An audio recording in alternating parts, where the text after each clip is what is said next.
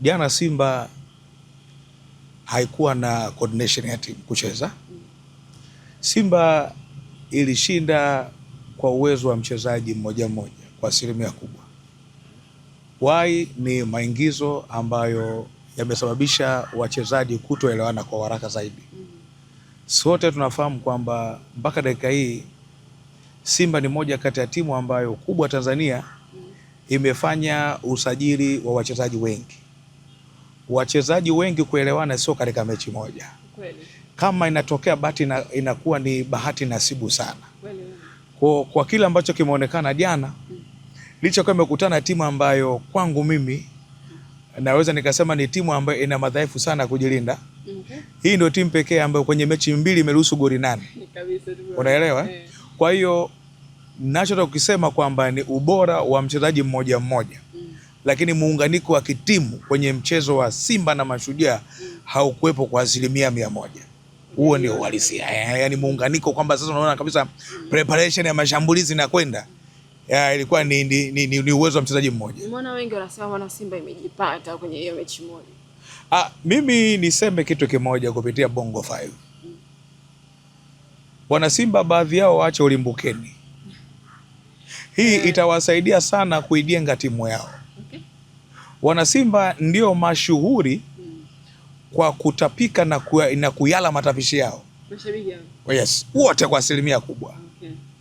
Kwa sababu unapoona timu yako imeshinda jana na Mashujaa na kuanza kuona hata waliopita si lolote si chochote, ni ukosefu wa nidhamu kwa wachezaji ambao wameitumikia Simba. Leo wana mtu kama Chama.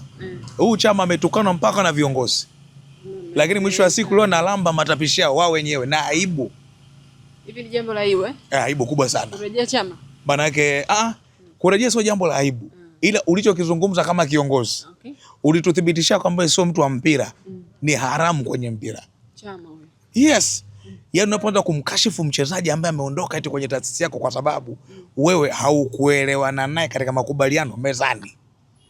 Haiwezekani. Hakuna soka la amacha kwamba mtu acheze kwa kujitolea. Hayo mambo ya kujitolea yapo kwa waandishi wa habari peke yake. Mwandishi anajitolea pia sana. Na hii mwandishi wa habari yote aseme hapa mimi ni msanue. Huo ndio uhalisia. Kujitolea ni kwenye uandishi wa habari sio kwenye mpira. Hapo kile unajitolea. Mimi sifanyi hiyo kazi shekhe. Sijawahi kujitolea mimi kwanza. Maisha yangu yote sijawahi. Kwa nini maana yake? Wanapaswa kuwa na discipline na akiba ya maneno. Leo huyu mtu kama Libase Gay wameshaanza kumkashifu mtu kama Elie Mpanzu. Unaelewa vizuri? Inathibitisha wazi watu wa mpira, baadhi ya washabiki hawako sawa.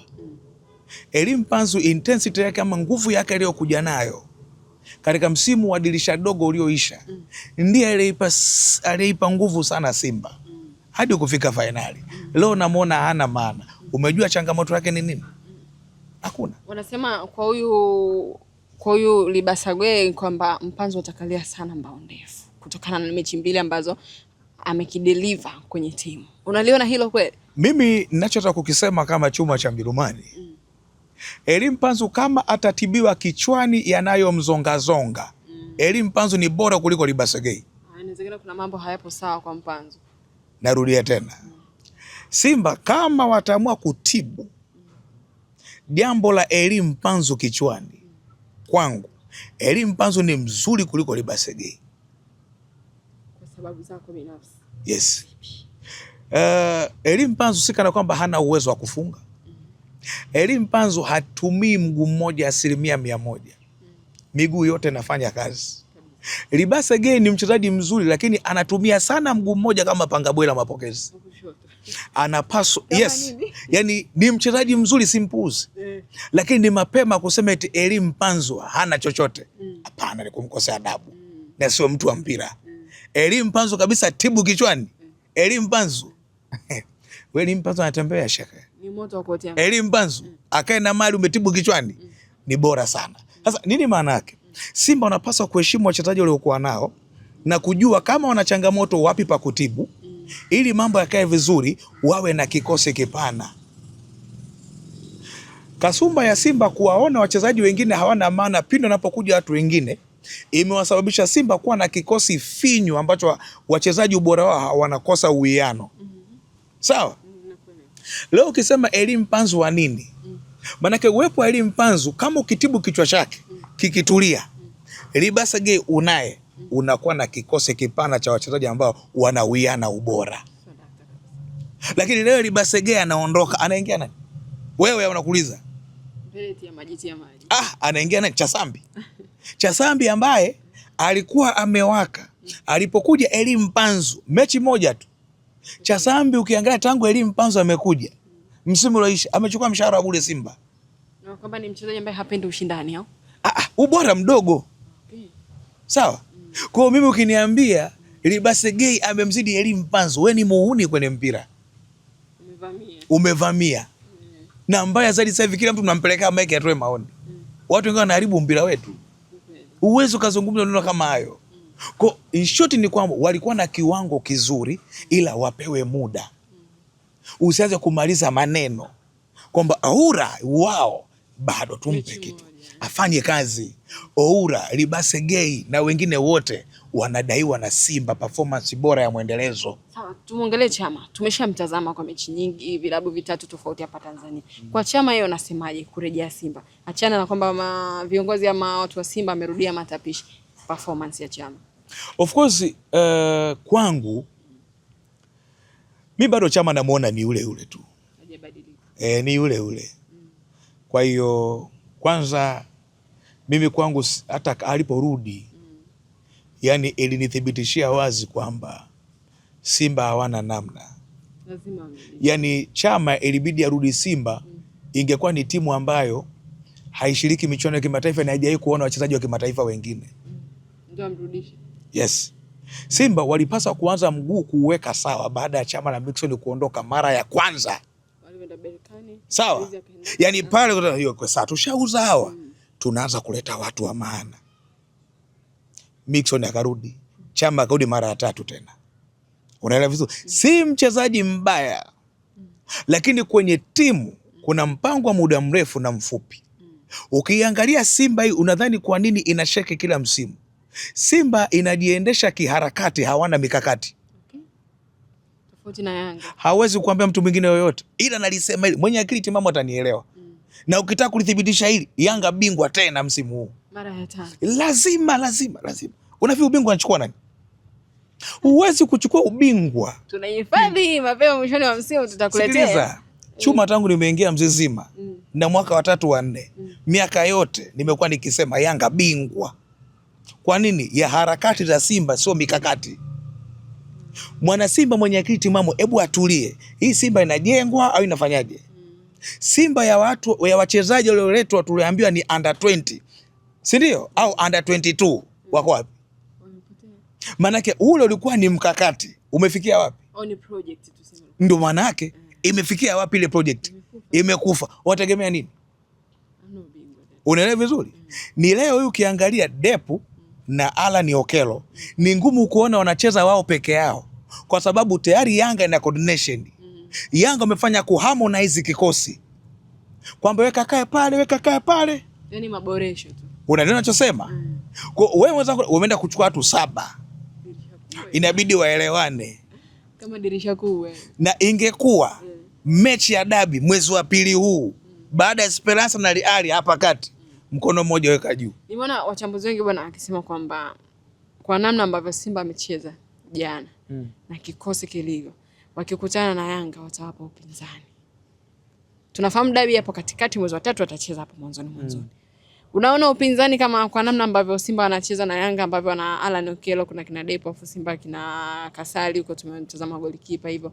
Tumeona kina Libasage, upinzani utakwenda kuwepo ama tuende kuona Yanga kimfunga tena Simba kwa mara ya 7 mfululizo? Of course kuna possibility kubwa ya Yanga kuifunga Simba mara 7 mfululizo. Hilo halikwepeki. Lakini Simba ili ijione imekaa sawa, kipimo chake ni Yanga. Sio Mashujaa. Huo ndio uhalisia. Itahangaika kote huko. Lakini Simba ikicheza na Yanga utasikia watu wataanza kuzungumza. Timu yetu na improvement. Nakupa mfano mdogo sana. Simba wametoka kufunga goli 5-1. Mechi iliyofuata Ngao ya Jamii, idadi ya magoli ilipungua. Ilipopungua, viongozi walisemaje? Kuna improvement. Timu yetu imeonekana inaenda kucheza vizuri. Unaelewa? Magoli yamepungua. Maana yake nini? Kipimo cha Simba ni Yanga Africans kwa sasa. Ima unataka au utaki. Subiri mwezi wa 3 sio mbali, mwezi wa 3. Sio Azam wala Singida. Wengine wa kawaida. Wa kawaida. Unajua kuna ile kufungwa unapata msisimuko kwa nini umefungwa. Ila kuna ile kufungwa umekwazika kwa nini umefungwa, ila msisimuko hamna. Wazazi hisia. Sawa? Mwana Simba akifungwa na Yanga anaumia sana kuliko akifungwa na Azam. Naona hii. Unaelewa vizuri? Yaani leo ikatokea Simba inakuwa bingwa kama haijaifunga Yanga. Ubingwa unogi. Hata kama ifunge Azam goli 20. Bingwa unogi. Aunogi. Yanga imepata ubingwa wa kunoga kuibomoa Simba mara 6 mtawalia. Na mechi za Ngao ya Jamii na kadhalika umo ndani. Unaelewa vizuri? Kwa maana yake nini? Wanapaswa kujipanga zaidi. Hawa kina Libase Gay ni wachezaji wazuri, lakini utakuja kuona improvement yao wakikutana na Yanga. Kwa sababu ni game ambayo ina approach mbili tofauti na Mashujaa. The way ambavyo Mashujaa walikuwa wanaacha space, huwezi kuzipata space zile kwa Yanga. Unaelewa vizuri? Kwa sababu leo Mashujaa hawana beki mwenye experience na exposure kama wa Yanga. Ambao watakao kujua kama okay sawa, Gay usatumia mguu mmoja, Panga Boy sikiliza, na kaa upande ule wa kushoto. Utembei. Nakupa mfano mdogo sana. Simba bado ni timu ambayo inapenda kuenjoy kucheza game open. Simba ikifichiwa nafasi haina ubora. Gay alionekana mwanzo kwenye mechi ya Mashujaa. Baada hapo ulimwona? Si ndio? Kwa nini? Ana enjoy kucheza open game. Analijua goli. Lakini kama kifichiwa nafasi, ndo hapo utakuja kuona hana utofauti sana na Elie Mpanzu. Elie Mpanzu ukicheza game open tupishane utakoma. Au Kibu Dennis awe kabisa ametulia. Atakunyosha. Anapenda kucheza wazi. Ndio ilivyo Simba. Wakicheza compact kadi nyingi sana. Angalia kipindi cha pili Simba. Nini kilitokea? Wakikutana timu ambayo imepunguza eneo la kucheza, Kagoma alilamba kadi. Mapema. Nabi Kamara usumbufu kama wote. Ungemkuta Kante pale ndo kabisa. Unaelewa? Alasane Kante ndo yale. Kumbe leo unafuatilia. Hongera. Unaelewa ninachosema? Kwa wanapaswa kocha Steven kuweza kuichange Simba the way anavyotaka kulingana na mpinzani anayekutana naye. Yes. Game yao ya Jumamosi, ya Jumapili wanakwenda kucheza dhidi ya Esperance de Tunis. Unaiona Simba katika nafasi gani? Maana tayari wameanza kuhamasishana kwamba wakiamini mechi 3 ambazo wamebakiza wana nafasi bado ya kufuzu kwenda hatua ya mbele zaidi. Wewe unaitazama ni mechi ya namna gani kuelekea katika mchezo huu? Mimi kwangu Simba na Esperance ni mechi muhimu kwa Simba na ni mechi ngumu kwa Simba kwa sababu haina alama yoyote Simba. Hivyo itaingia uwanjani ikitambua wazi kwamba ina 0 kwenye msimamo wa kundi lake. Kwa hiyo nini maana yake? Simba naipa possibility ya kuweza kushinda hii mechi kwa 5% kwenye alama 100. 5? Yes. Wana home advantage lakini. Kwa sababu Simba wanapaswa kutengeneza kisaikolojia kwamba hawana chochote kwenye kundi. Hivyo kutuliza maarifa yao kuweza kupata matokeo ya ushindi. Nikisema naipa 5% Simba za ushindi, haimaanishi kwamba haiwezi kushinda. Hata kama ikishinda ni 5% ya kuweza kushinda. Kwanza mpinzani ambaye anakutana naye. Ukiniambia home advantage, Simba mechi ya kwanza imefungwa hapa.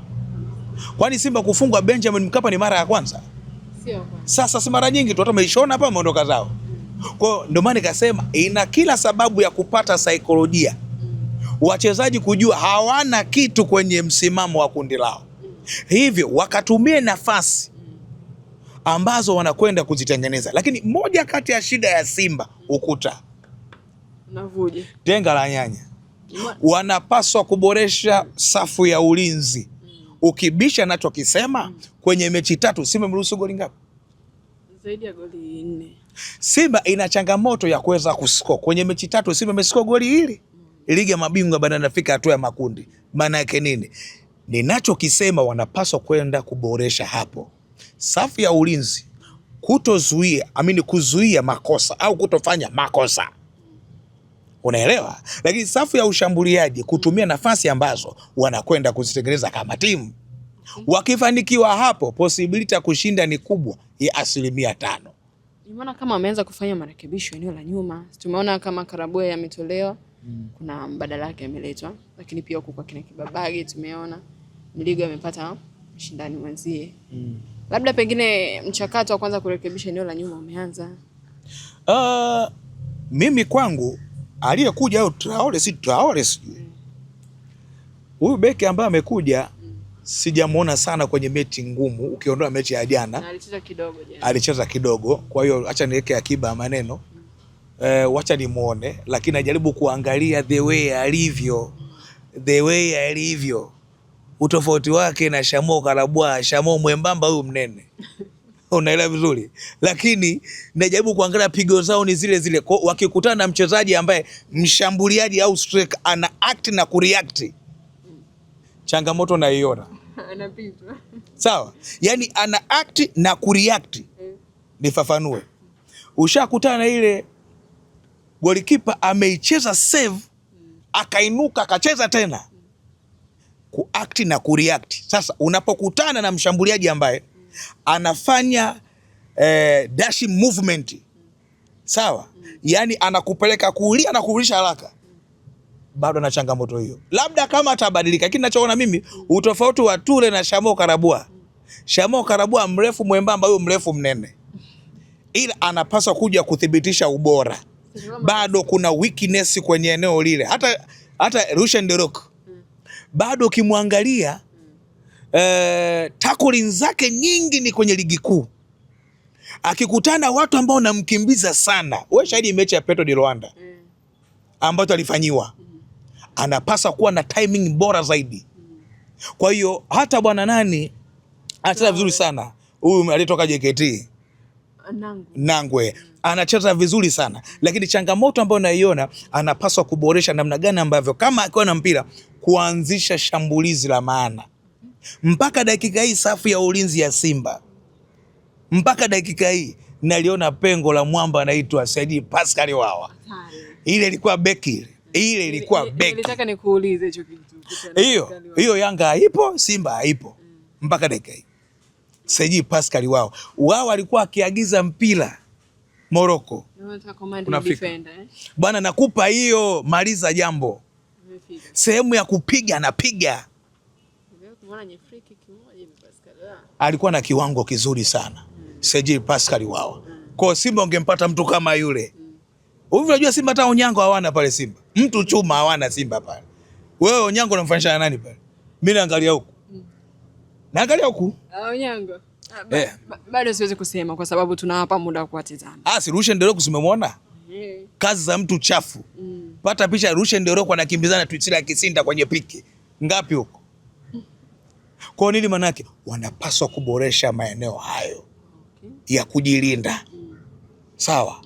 Maeneo ya kujilinda. Lakini pia bado kiungo namba 8. Najaribu kuiangalia kiungo namba 8. Oura anatokea pembeni. Libasagene anatokea pembeni, lakini namba 8 yupi wa kupiga remote pass, sawa? Pressure pass. Bado Simba wana misi mtu anaitwa Fabrice Luamba Ngoma.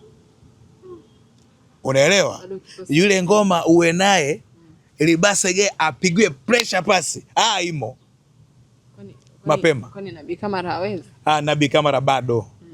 Na wamuonye aache kucheza faulo sana.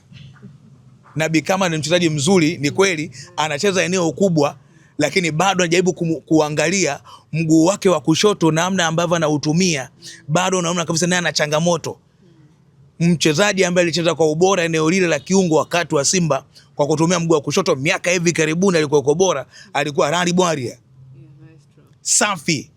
Alikuwa akihamisha mipira anavyotaka yeye. Control za kutosha zimo. Nabii anazo za kutosha tu. Lakini jicho la kuangalia ni amisha wapi mpira kwa wakati. Kulingana na mechi ilivyo. Inabidi aongeze umakini katika hilo. Ila sio mchezaji mbaya. Ni mchezaji mzuri sana. Ni maelekezo ya kocha. Nataka ubadilike hivi. Twende namna hii. Kagoma apunguze kuingia sana mazima. Labda mechi imalizwe nje ya uwanja. Hii hapa. Like kama utakwenda mwamuzi kivuruge katulia kabisa pale. Naziona kadi. Jumapili naziona kadi nyingi tu. Na watamisi Alassane Kante pia. Sana kadi kwa sababu utukutu wake ule. Alikumbatia mtu. Unaelewa? Kwa ana kila sababu ya kuboresha. Simba na wachezaji wazuri sana. Ila issue ni kuboresha tu na kuwapa heshima wachezaji wao. Hivi kumbe anachezaga mechi nje ya uwanja? Kwani una taarifa? Wewe unashikilia dimba wewe? Au nitoe siri zako hapo? Sina sura kutumaga sana wewe, una madhara. Una madhara wewe. Sawa. Tuachane na hiyo. Tuhamie kwa Yanga. Yanga nao wana mchezo dhidi ya Al Ahly. Ni mmoja kati ya mchezo ni mkubwa sana ambapo pia nimeona taarifa ya jeshi la polisi wakiweka ulinzi na usalama kuelekea kwa mchezo huo. Ikiwa na tafsiri kwamba ni mchezo ambao ni mkubwa. Al Ahly watamkosa mchezaji Emma Ashur ambaye hajasafiri na kikosi. Tukiutazama mchezo kwa ujumla, lakini pia ni faida kwa Yanga kumkosa mchezaji kama yule kwa sababu tunafahamu mchezo uliopita pale Misri Ashur aliwasumbua sana Yanga. Mimi kwangu Al Ahly ni timu kubwa sana barani Afrika. Kabisa. Al Ahly sio Mamelodi. Huo ndio ukweli. Afrika. Al Ahly licha kwa Mamelodi pia ni bora. Lakini unapozungumza swala la Al Ahly hata wamkose nani? Mechi ya kule Alexandria walimkosa Mohamed El Shaarawy. Suleiman yule kipa alianza. Mbovu yule. Kwangu mimi niseme tu kwamba Yanga mechi ile ilikuwa na makosa mengi. Alexandria. Yanga ilianza vizuri sana dakika 40 za mwanzo. 45. Ukiondoa zile 3 za kufidia. Cheza katika kiwango kizuri sana. Lakini changamoto ilikuwa ni moja tu. Composure kwenye 18 yard. Yanga walikwenda sana kwenye lango la Al Ahly lakini hawakutumia nafasi ipasavyo. Walikosa utulivu wa kumaliza mashambulizi yao. Al Ahly wakatumia ukubwa wao wakaibomoa Yanga Alexandria. Sasa kukosekana kwa huyu mchezaji sio pengo kwa Al Ahly na wala sio advantage kwa Yanga. Yanga inakutana Al Ahly, haikutana na Yaima, inakutana Al Ahly. Kama na kikosi kipana. Al Ahly mchezaji ambaye anatokea bench, Simba na Yanga anaanza na hakuna wa kumtoa. Ndio walisia. Uwekezaji wa kutosha. Yule amepigwa faini milioni 80. Mishahara wachezaji wangapi Simba Yanga hiyo? 82. Sasa watu wa mchezo. Yanga inapaswa kuboresha makosa ambayo waliyafanya kwenye mechi ya awali. Yanga haichezi na Mashujaa ambayo ilijipigia goli 6. Yanga inacheza na timu ambayo ina ubora, ina mafanikio barani Afrika kuliko timu yoyote ile. Lakini haimaanishi kwamba Yanga haiwezi kushinda. Yanga inaweza kushinda kama ikitumia nafasi ipasavyo, ikipunguza makosa ambayo tuliyaona kuanzia kwenye safu ya kiungo ya Young Africans. Ilifanya madudu kwenye mchezo uliopita, kwenye mechi iliyopita. Sawa? Kama Mudathiri Yahya atachaguliwa tena, anapaswa kuandaliwa kisaikolojia asirudie makosa ambayo aliyafanya. Na bahati nzuri alifanya kosa moja, Yanga wakapata goli. Alifanya kosa lingine, wale jamaa wakakosa. Unaelewa vizuri eh? Kwa nini maana yake? Hii mechi inahitaji Yanga iwe na composure timu yote. Na iwe accuracy katika mashambulizi yake yote. Lakini vinginevyo mechi itakuwa ngumu sana. Ngumu mno. Kwenye 100 Simba umempa asilimia 5. Yeah. Yanga kwenye 100 dhidi ya Al Ahly unampa asilimia ngapi? Yanga kwenye hii mechi kushinda ni mechi ngumu. Asilimia 35. Katika 100 asilimia 35. Na kama Yanga ikifungwa mechi hii, robo finali ni ngumu sana kuiona. Kama Yanga ikishinda mechi hii, robo finali Yanga asilimia 80 naenda. Sare vipi, na faida kwa Yanga? Of course ina faida, lakini sio ya mazima, kwa sababu itabidi mechi inayofuata ushinde hapa nyumbani. Una mziki wa Farabati. Kumbuka Farabati na Ahli mpaka ngumi zilipigwa walipokutana wale. Ni mechi ngumu sana, wale jamani wazuri sana nyumbani. Sana. Nao wataamua kuitumia mechi ipasavyo dhidi ya Yanga. Albert juzi ametoa sare na Kabilini lakini. Sambamba na hilo lazima ukapambane. Yanga na alama 4 lakini kila mechi na approach yake na discipline yake. Okay. Sawa?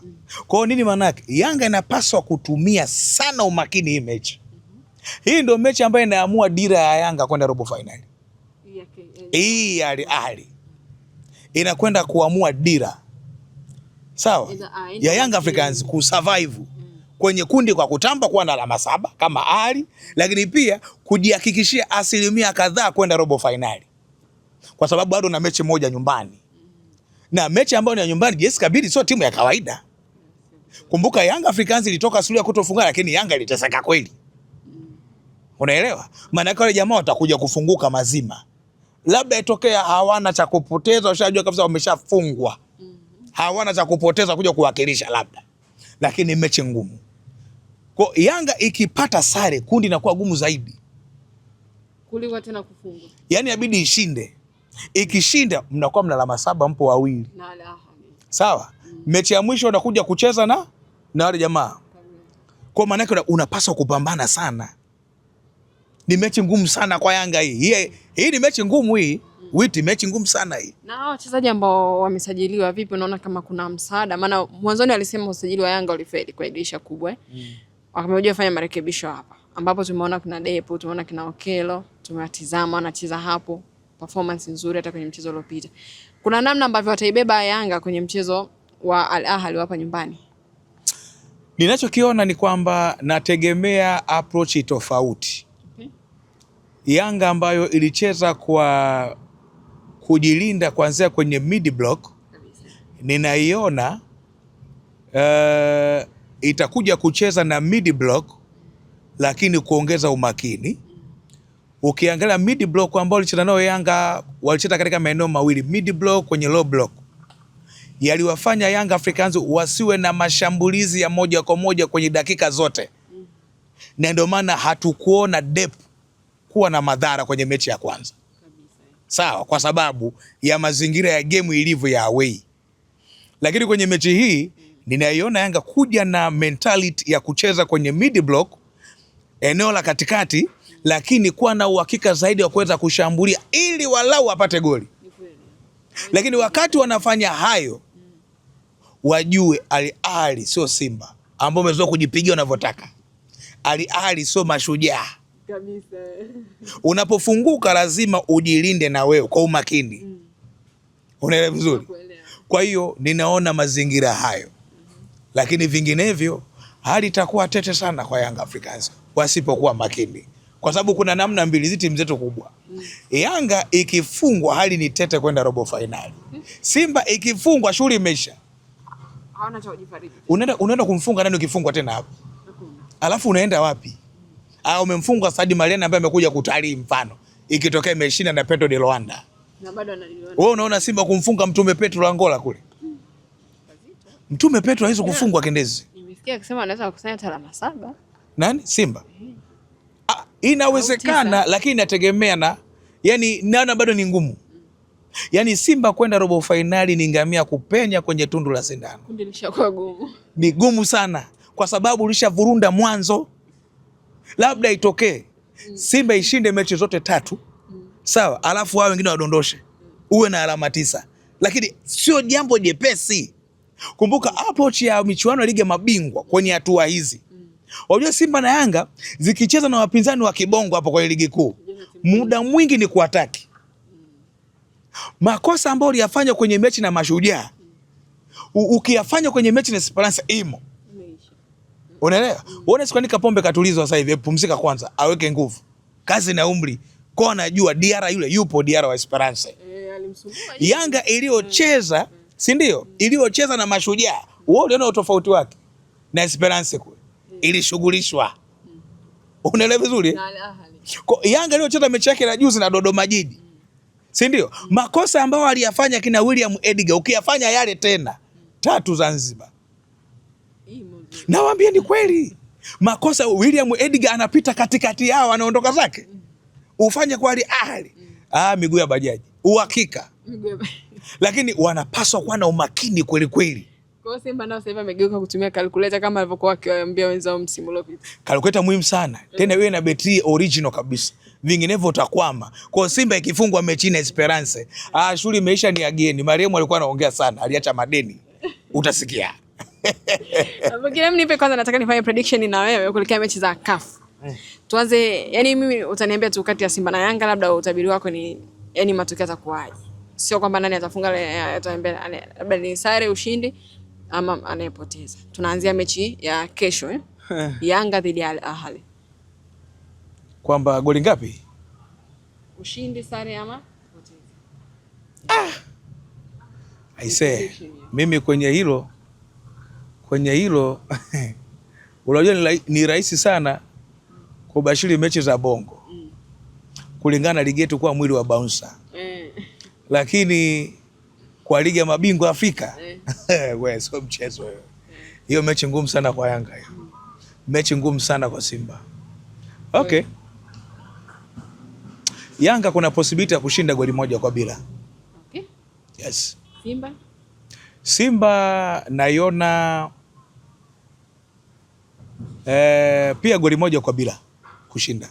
Prediction yako. Ila ni kwa mbinde. Kwa mbinde. Kwa tabu sana. Kwa tabu sana. Yani hapo nimezungumza hayo, lakini bado na mashaka kweli kweli. Yani jaribu kuangalia miziki ya hii timu kutoka kaskazini. Bado ni mizito. Yani imetoa goli 1-1 kwa timu zote Simba na Yanga. Ila kwa mashaka sana. Ila kwa mashaka sana. Labda hoja ni prove wrong, utasema kweli. Ninashukuru kwa kuniprove wrong, lakini pia mmelipa heshima taifa. Sawa. Hapa